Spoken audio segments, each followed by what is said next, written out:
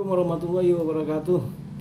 Kembali lagi ke kasus Subang ini ya, yang dimana kasus pembunuhan ini terjadi tanggal 17-18 Agustus 2021 ya. Jadi korban adalah Bu Tuti dan putrinya Amel. Nah, 2 tahun 3 bulan kemudian dengan mengakunya tersangka MR, akhirnya berhasil juga ditangkap pelaku lainnya ya, walaupun dia belum mengaku di BAP-nya. Itu tersangka YH atau alias Yosep, dan 3 tersangka yang lainnya tidak ditahannya. Nah, ini menarik, selama 2 tahun 3 bulan ya, wah, para pelaku ini muncul terus di podcastnya para YouTuber ya. Jadi dari awal-awal dia berusaha membangun skenario atau kronologi bahwa telah terjadi penculikan gitu ya. Nah, kalau kita lihat tersangka MR ini di dalam beberapa podcastnya itu dia mengikuti arahan sepertinya gitu ya dari YH gitu ya, dan membangun itu penculikan, skenario penculikannya. Tapi para YouTuber ini walaupun bukan backgroundnya ahli kriminologi atau secara akademis kuliah di fakultas kriminologi ya, hukum atau kriminologi, mereka para YouTuber yang lebih canggih sekali ya, berhasil terus mengungkit semua bukti-bukti ya, baik di TKP, di pemakaman maupun di tempat-tempat lain ya, mencari wawancara para saksi-saksi, karena ini ada kaitan dengan yayasan juga gitu ya, dimana uang miliaran itu mengalir di sana ya. Jadi kaitannya itu gitu ya. Nah, ini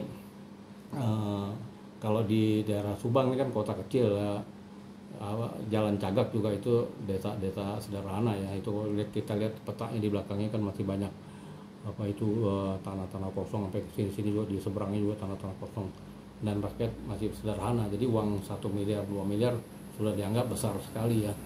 Nah, jadi inilah yang ini ya, memicu terjadinya pembunuhan itu menurut perkiraan dari para pengamat maupun juga para YouTuber ya. Jadi di sini sangat menarik sekali.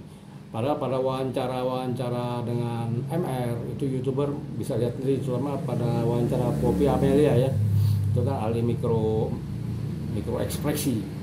Jadi beberapa kali itu MR itu mengusap hidungnya dan berusaha mengalihkan ininya ya, situasi bahwa dia lagi tertekan. Itu dia bisa mengatasi situasi bahwa dia bukan pelakunya gitu, walaupun hanya saksi potensial, tapi dia bukan pelakunya. Jadi dia bisa mengatasi situasi pada saat diwawancara di ruangan terbatas gitu ya, di rumah, di tempat-tempat lain, bahkan di TV One itu hanya berdua di kamera, di hadapan kamera itu dengan reporternya. Dia bisa menguasai situasinya. Padahal itu perlu belajar sendiri loh, dengan mengatasi cara ngomong dengan media online ya. Terutama reporter itu kan dilatih. Kalau YouTuber kan dilatihnya ini ya, manual atau otodidak gitu ya. Tapi kalau reporter itu ada kursusnya. Selain juga mereka backgroundnya jurnalisme, tapi kan ada kursusnya, ditambah lagi ada orang-orang yang mengeditnya atau mengajari itu ya, para reporter gitu ya, secara periodik. Jadi berhasil dikelabui oleh ini nih, terutama MR ya, sering banyak sekali diwawancarai ya, sehingga MR playing victim. Jadi seolah-olah dia juga jadi korban ini juga gitu ya, dari suatu situasi gitu, dia playing victim. Nah, ini yang mengakibatkan orang pada terkecoh, termasuk juga warganet, netizen, maupun juga gue juga hampir terkecoh ya, tapi gue udah bisa tahu gitu dari awal. Jadi awal-awal pemeriksaan tuh dia berhasil lolos dari Polres atau dari Polsek ya. Dia nggak ada rasa takut, nggak ada rasa nggak berdebar-debar. Jadi bisa mengatasi situasi dimanapun berada ya, balik di Polsek, terutama ruangan reserse kan kecil ya gitu, dan banyak polisi di situ. Jadi kalau nggak terbiasa, orang yang nggak salah aja udah deg-degan di situ ya, apalagi yang salah gitu ya, yang ada memiliki kesalahan yang fatal gitu. Itu kan ancamannya di atas 5 tahun. Jadi waktu belum ada pengacara, tahap awal pemeriksaan yang sebelum di BAP ya, dia berhasil mengatasi situasi itu. jadi nggak ada kecurigaan sama sekali gitu. Dia playing victim dari wajahnya. Tapi kalau wawancara beberapa dengan media, dia selalu menutupi hidungnya. Jadi habis ngomong hidungnya itu pertanda dia bohong gitu. Itu udah terkenal sekali ya. Seperti micro ekspresi seharusnya tahu gitu loh. Dari ekspresi para tersangka itu seperti MR, YH itu kan, dia YH apalagi dia pura-pura nangis segala macam, bahkan disumpah dengan Al-Quran lagi, dia nggak berada di situ. Tapi kan ada bercak darah, itu nggak bisa mengelak lagi. Dan tiba di lokasi paling awal itu hampir 95% itulah tersangkanya ada di TKP dari awal. Sejak awal yang pertama kali ada di TKP itu 95% akan jadi tersangka gitu. Itu dalam beberapa kasus itu terjadi seperti itu ya. Dan dia menggiring mengarang cerita-cerita bahwa itu penculikan gitu. Nah ini tinggal ke pembuktiannya sudah ada oleh kepolisian, maka dia ditahan ya. Dan di sini para YouTuber sendiri ya, kalau kita lihat kerja siang malam pagi sore gitu ya, mencari informasi kemanapun sekecil apapun, dari TKP, pemakaman, melihat video-video lama ya, maupun juga keterangan para saksi yang ada di ada hubungan dengan yayasan. Itu luar biasa kerja para YouTuber di Tuban ya. Itu kita harus apresiasi dan sangat terima kasih banget oleh para YouTuber itu ya. Kalau kita lihat awal-awal itu YouTuber ya, kalau kita lihat episode yang pertama atau yang kira-kira sebulan pertama ya, itu para YouTuber tuh nampak seger bugar, mukanya berseri ya. Akan tetapi sekarang saat ini nih, sekarang ini YouTubernya juga udah ikut-ikutan lesu, kebanyakan begadang, kebanyakan pikiran, kebanyakan merokok juga kali ya. Dan mungkin juga biaya operasional juga udah mulai menipis kali ya, walaupun subscriber banyak, tapi kan kebutuhan juga akan meningkat ya, terutama terkait dengan peralatannya gitu ya,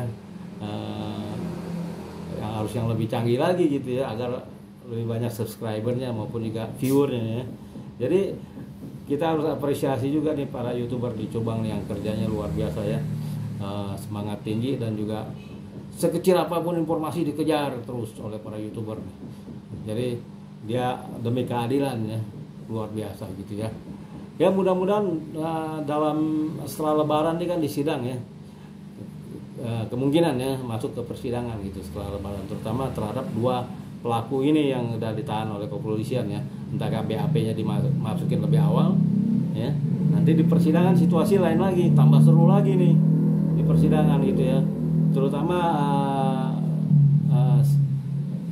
sidang pemeriksaan awal ya, kira-kira 10 kali sidang itu luar biasa. Nah nanti akan pembacaan putusan hukuman itu tambah rame lagi gitu ya, karena kemungkinan akan terbongkar kasus yayasan, satu kedua juga akan terbongkar pelaku-pelaku lainnya gitu ya.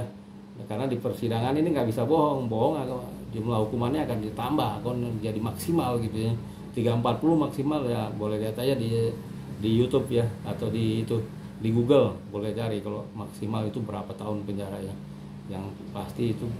Tapi hukuman itu, katakan hukuman mati itu akan dihapuskan gitu ya. Jadi mungkin nanti paling seumur hidup gitu, itu yang maksimalnya. Jadi jangan main-main sama hakim, nanti dia akan bisa merembet kemana-mana, dan akan lebih seru lagi para YouTuber nih, akan lebih kerja keras lagi memberikan informasinya ke seluruh dunia bahkan ya gitu. Oke, begitu aja, semangat terus para YouTuber, terima kasih banyak. Wabillahi taufik walhidayah, wassalamualaikum warahmatullahi wabarakatuh.